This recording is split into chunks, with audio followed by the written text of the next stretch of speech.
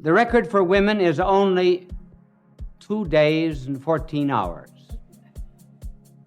It was held by a Mrs. Clapp. She couldn't keep her clap shut. Well, tonight we are to talk on the subject of the meaning of love. What is love? Well, that all depends upon whom you're asking. To a psychiatrist, love is a libidinous instinct. He calls it an id. And it becomes interesting to him when it manifests itself in aggressiveness and jealousy and hate and anything that creates a psychiatric problem. To the novelist, love is interesting not when it is a virtue, but generally when it is a vice. Adultery, perversity, so forth, constitute the themes of many novelists. To a biologist, is nothing but an animal instinct that has been carried over into the human order. To a comedian, love is nothing but a lot of dame foolishness. You understood me correctly, didn't you? Love is really none of these things. Love is a feeling, a groping, a tasting, a sensing, and awareness of another. Love always refers to another, not just primarily to self. And here's where it differs from knowledge. Now, let me illustrate this.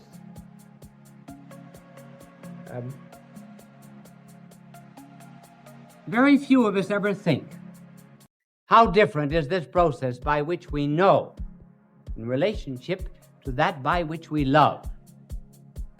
Whenever we know anything, we always bring the thing or object which is known down to the level of our mind. That is why when a teacher is explaining something in class, he will always give an example. It is degraded in some way, simplified. But the mind always insists that it comes down to its level. Hence, when the eternal Word of God came to this earth, he spoke in parables, brought divine truth down to the level of the people. Now, love does not operate that way. As a matter of fact, love operates in just the opposite direction. For example, the object of love is something to which you go out. Now, here is the faculty of loving is the will. When you love anyone, instead of dragging it down to your level, you go out to meet it. For example, if you love music, you do not write your laws of music. You meet the demands of music. If a man is in love with a lady who loves poetry, he doesn't talk algebra to her all night, if he's wise. You can immediately see, therefore, that the nobler the object that is loved, the better we become. That is why it can be said that the level of any civilization is the level of its womanhood. Because the nobler the objects that are loved, the nobler a person becomes. The greatest philosopher who ever lived, Thomas Aquinas, said that the least love of God, therefore, is worth more than the knowledge of all created things. Because the knowledge of all created things merely draws things down to our own mind. But when we love God, we go out in order to meet the infinite. So it is love that makes us really more than knowledge. Now the next point about love is this, that love is not just therefore the same as sex. Now sex is one of the manifestations of love. But somehow or other today, the word love is not so often mentioned except in songs. And then have you ever noticed that they're always in the future? Never in the present. How happy we will be. I'll bake a cake for you to take for all the boys to see. And sex, however, in common literature today, too often is a substitute for this noble affection. Now, though it is one of the manifestations, it is not necessarily love. And let me show you the difference. Sex alone is really not interested in a person. Sex is really interested in self. And hence the carnal man will very often apparently and seemingly project his love to someone else, but he's not loving that other person. He's loving the pleasure that he finds in that other person, which is not the same. George Orwell, who wrote that remarkable book about the future of a communistic world called 1984, he has some people saying in 1984, you like it, don't you? I don't mean you like me. I mean you like it. The other person says, yes, I adore it. It was sex, not love. It.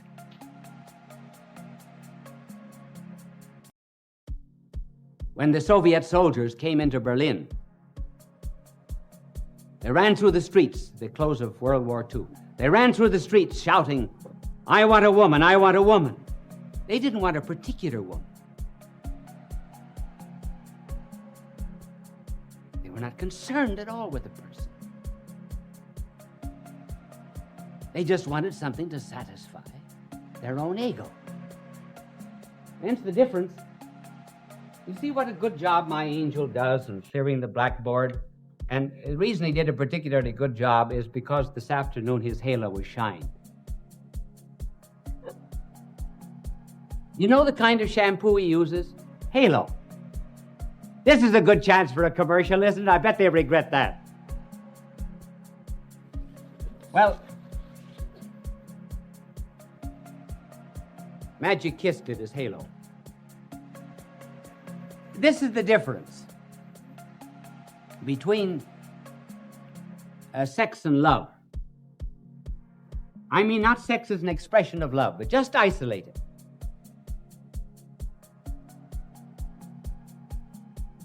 Sex is a circle. Have you ever noticed that's the only thing that I draw well, is a circle? It's not perfect, but I mean it's much better than the things I usually draw. But sex is a circle. It's bounded by itself. It looks only to itself.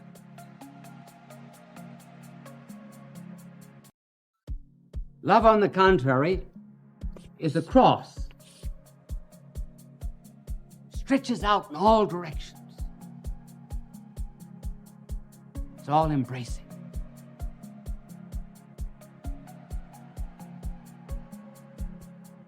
Sex, to some extent, only to some extent, is like some of the statues we see of Buddha. Big, fat, sleek, well-oiled body, hands folded across the breast, intently looking inward, thinking only of self. And love is very much like sometimes the paintings or the statue of a saint, thin, wasted face, but eyes upward, peering beyond the hid battlements of eternity, and to God himself. So love, therefore, by its very nature, is something that is concerned with the other or another, which brings us to this other question, namely the love of neighbor. Our blessed Lord said, love thy neighbor as thyself. Well, you might say, how can I like my neighbor? First of all, the neighbor isn't the one from whom you borrow sugar. The neighbor isn't the one who tells you that you're making too much noise at your party. He isn't the one that knows your affairs before you do. The definition of a neighbor is one who is in need, or else your enemy. So the question arises, I can't like everybody, and I got certain neighbors I don't like, and nothing in the world can ever make me like them. That's true. So here we touch upon the difference between liking and loving. Certainly there are things and there are persons you can never like, because liking is instinctive. Liking is an emotion. It's physiological. It's almost organic. It's biological. It's something over which you do not have great control. For example, you do not like olives. Now, I should tell you something I don't like, and I generally announce it once a year over television and over radio, so that if you ever invite me to dinner, you'll remember it. I don't like chicken. Now, nothing can make me like chicken. I'll tell you the reason why. People wonder why I don't like chicken. Well, when I was a boy, my father used to send us out every summer to a farm to work. He believed in hard work, for which I thank him. And the tenant farmer, very anxious to please my father, gave us chickens every day except Friday. So every morning I had to go out and wring a chicken's neck. I must have wrung thousands of chickens' necks. So when we hear the command, love your neighbor, and love everybody, and love all of God's creatures, well, that's all right. You can love them. But you can't always like them. Well, what is love? Love is not in the emotions. Love is not in the feelings. Love is in the will. And because it is in the will, love is subject to command. To command. You can never be commanded, for example, to like pickles. But you can be under a command, as a boy is under a command, for example. Now, please go up and kiss your Aunt Sophie. Now, he doesn't want to kiss his Aunt Sophie, but he's under a command, and maybe he does it. So love is subject, therefore, to the will. It can be ordered, whereas liking cannot. And we're only told, therefore, to love the neighbor.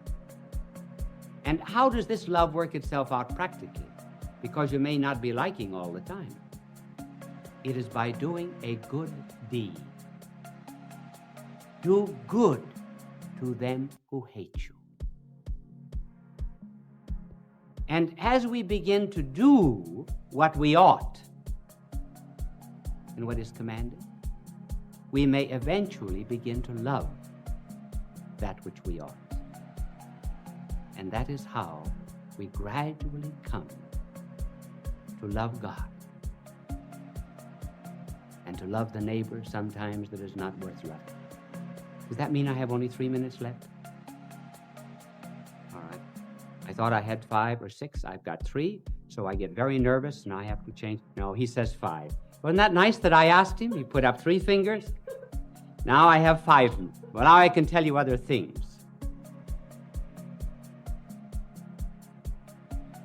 See, he said I'm off the clock.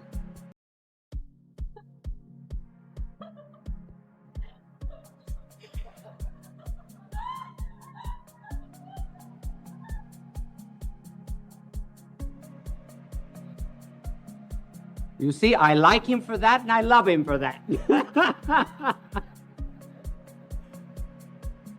Now, our blessed Lord also said, you love your neighbor as you love yourself. How can we love our neighbor as we love ourselves? Well, there are certain times, for example, we like ourselves, we love ourselves, and other times we do not love ourselves.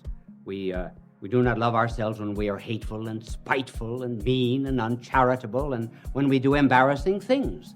And there are moments when we do love ourselves. We love ourselves when we're praised. We love ourselves when we're kind to the poor, and so on and so forth. Now, how are we therefore to love the neighbor as ourselves? We are to love the things in him that are good, and we are to not love the things that are bad in him. We love the person. We may hate the sin, just like we love the communists, but we hate communism. And that was what was meant by loving the neighbor as you love yourself. Love the things that are good. And love even the person who does wrong. And by loving him, he may escape his wrong.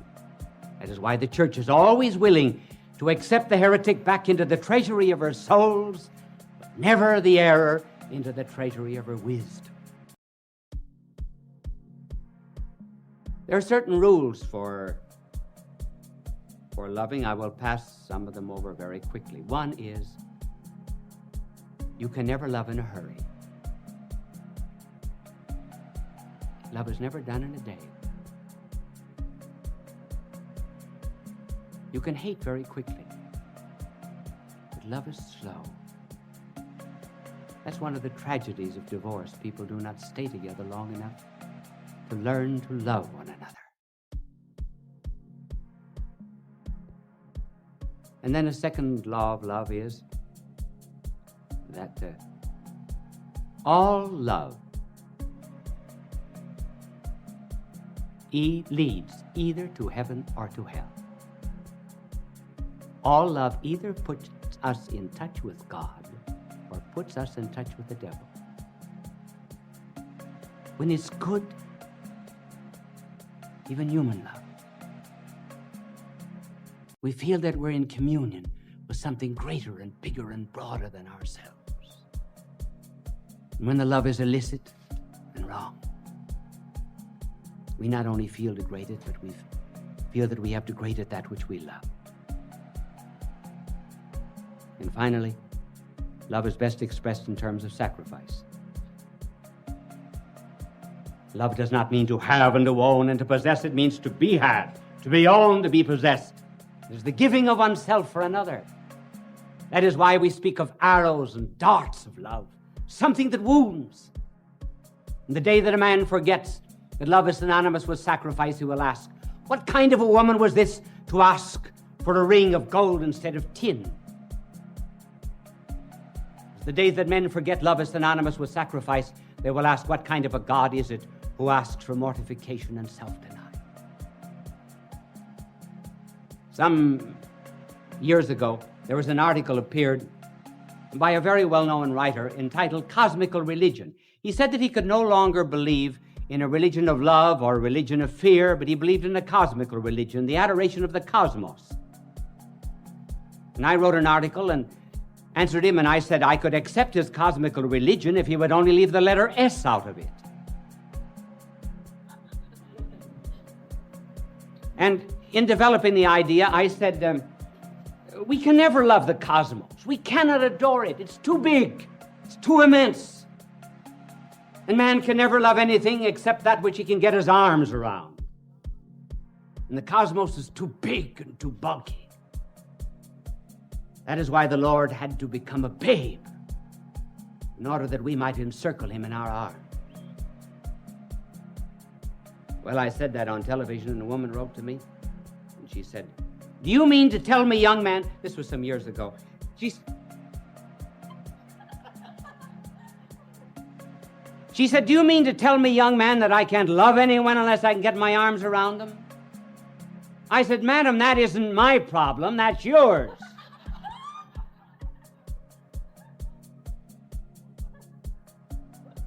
Well, I hope now that you understand love just a little bit better. all love on this earth is just a spark that comes from the great flame of love which has come.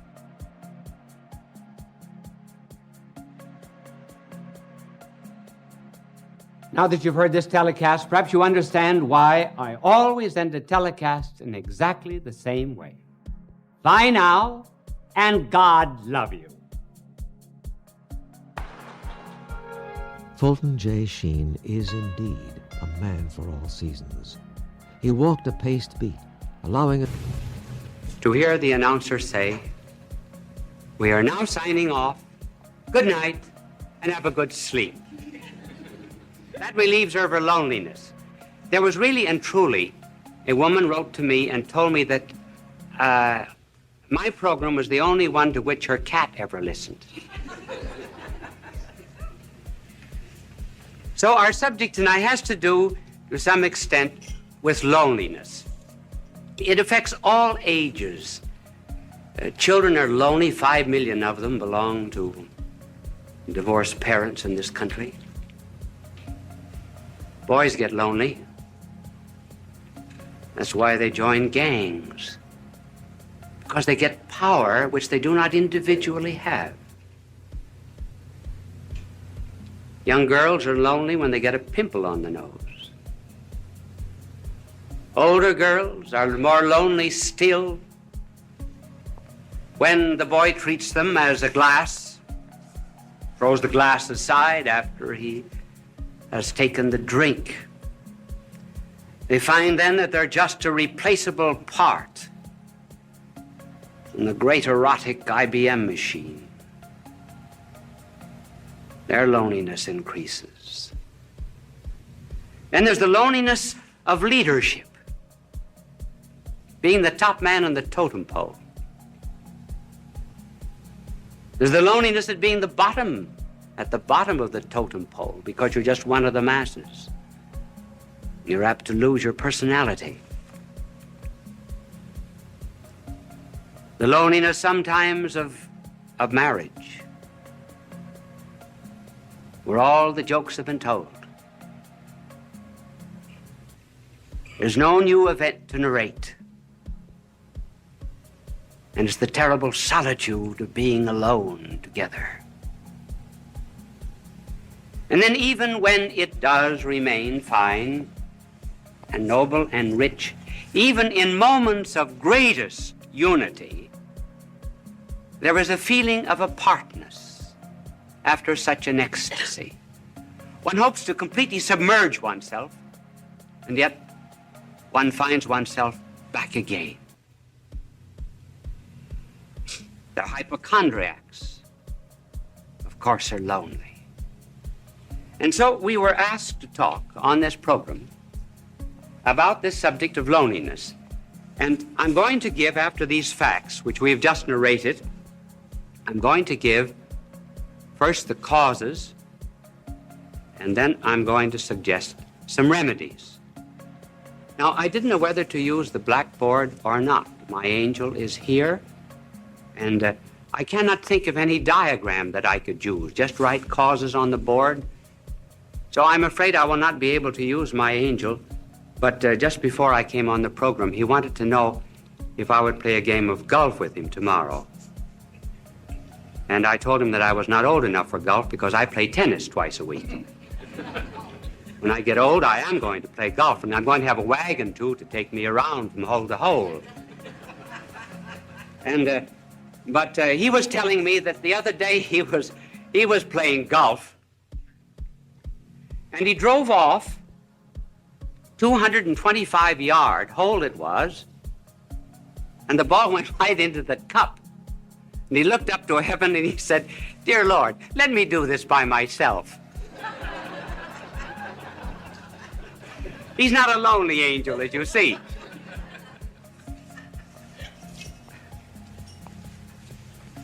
Now, what are the causes of loneliness? Well, one of the causes of loneliness has to do, first of all, with the lonely people themselves.